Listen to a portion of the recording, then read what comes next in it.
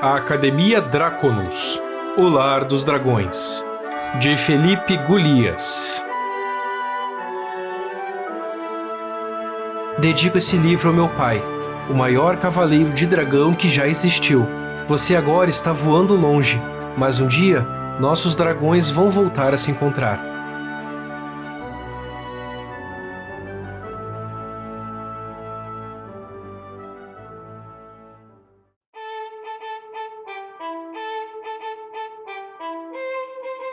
Capítulo 1 A Giganta e o Bebê.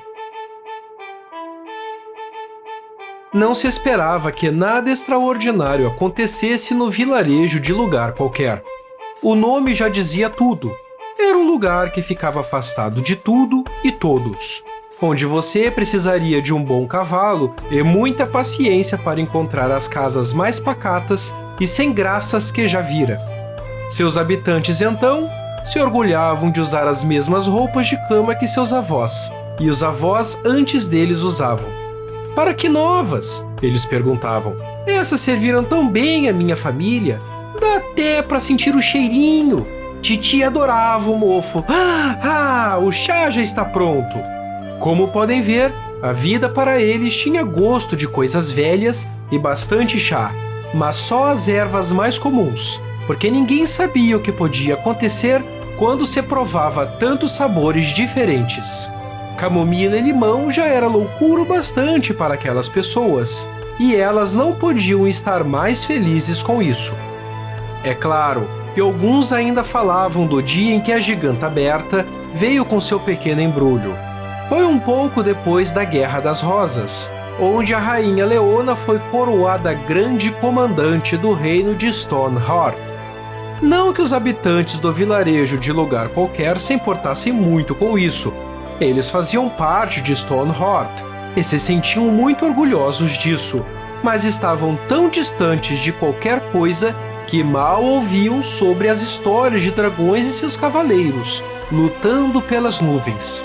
E se ouvissem, talvez pensariam se o bafo de um dragão esquentaria mais rápido uma chaleira. Eles eram pessoas assim, mas não pense de forma alguma que eram pessoas maldosas. Quando a giganta chegou, podendo erguer até o maior dos homens com um único braço, pôde-se ouvir alguns gritos de surpresa, mas nada além disso. Os habitantes do vilarejo de lugar qualquer se mostraram bastante curiosos, principalmente quando perceberam que o embrulho nas mãos da giganta era um recém-nascido. Vocês notaram mesmo que eu, ou estou tão velho que meus olhos decidiram pregar uma peça? Perguntou um dos moradores mais velhos. Não, meu senhor, disse uma das mulheres. A educação era algo que eles valorizavam muito. Ela está com um bebê. Um filhote de gigante. Será que ele será tão grande quanto a mãe? Eu nunca vi um filhote de gigante antes. E muito menos 2 gigantes, ou já o bastante para um dia. Pobrezinha, ela deve estar sozinha. Será que perdeu o pai da criança na guerra? Mesmo que a Guerra das Rosas estivesse muito longe de afetá-los, até mesmo aquelas pessoas comuns sabiam que muitos não sobreviveram. Os habitantes do vilarejo de lugar qualquer então tomaram uma decisão. Ajudariam a nova habitante e seu bebê da melhor forma. Todos se uniram para construir a maior casa possível. Não foi uma tarefa fácil, já que nenhum deles fizera algo parecido algum dia. Mas aqueles homens e mulheres deram seu melhor. Fizeram questão que tudo lá dentro fosse perfeito para uma família de gigantes. Desde os talheres até a chaminé e o berço. Principalmente o berço, já que eles não sabiam que tamanho o bebê gigante teria. Ele agora era tão miudinho, mas não demoraria muito para crescer, não é? Eles perguntaram para a nova habitante na festa de inauguração, com bastante chá, é claro, porque não existia festa sem chá. Essa foi uma das perguntas que a giganta não respondeu.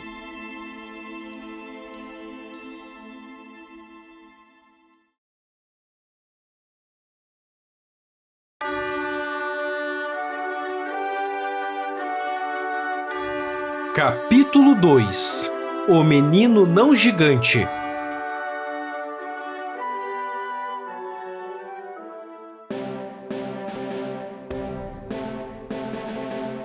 O bebê cresceu, mas não do jeito que os habitantes do vilarejo de lugar qualquer imaginavam. Eles não sabiam se era comum para uma criança gigante parecer tanto com as do vilarejo. Talvez fosse só uma coisa de gigante. Eles pensavam, mas eram educados demais para questionarem a giganta com algo tão pessoal. Vai ver, ele só precisa de um tempinho para ser grande e forte como sua mãe, não é?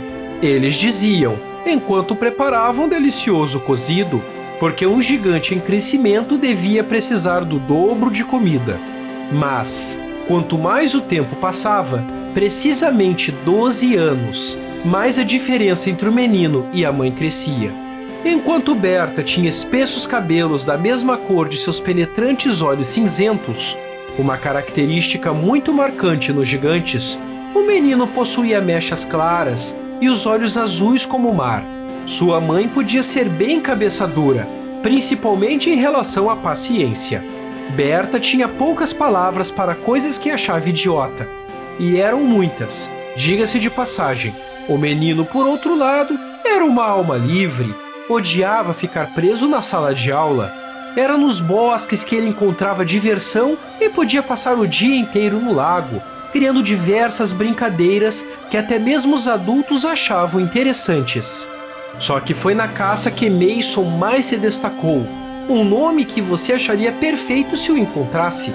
Os habitantes do vilarejo de lugar qualquer se sentiam muito gratos pela carne extra que o garoto trazia, e as peles eram muito úteis naqueles invernos de gelar os ossos.